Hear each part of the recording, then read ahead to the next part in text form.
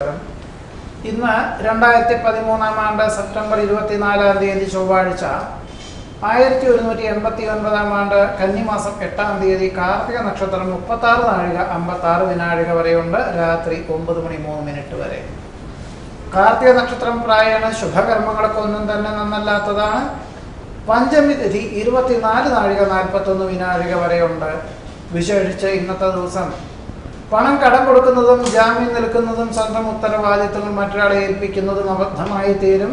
അതായത് സാമ്പത്തിക ക്രയവിക്രയങ്ങളിൽ ആദ്യമായി ഇടപെടുന്നവർ ഭരണി കാർത്തിക നക്ഷത്ര ദിവസങ്ങളിൽ അരുത് എന്നതാണ് പറയുന്നത്.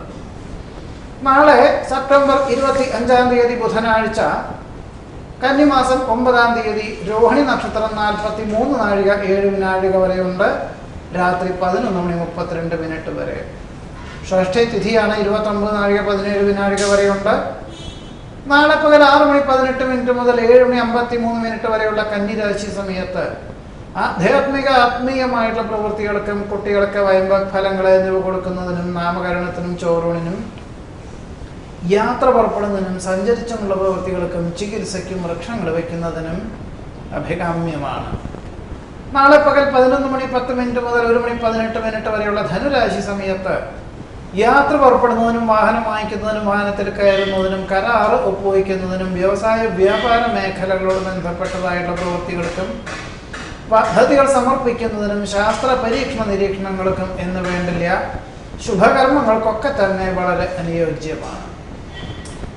നാളെ പകൽ 1 മണി 18 മിനിറ്റ് മുതൽ 3 മണി 14 മിനിറ്റ് വരെയുള്ള മകരം രാശി സമയത്ത് യാത്ര പുറപ്പെടുന്നതിനും സഞ്ചരിച്ചുകൊണ്ടുള്ള പ്രവൃത്തികൾക്കും ജലാശ്രിത ജലോത്ഭവങ്ങളോട് ബന്ധപ്പെട്ടതായിട്ടുള്ള പ്രവൃത്തികൾക്കും വാഹനം വാങ്ങിക്കുന്നതിനും വാഹനത്തിൽ കയറുന്നതിനും വളരെ അനുയോജ്യമാണ്.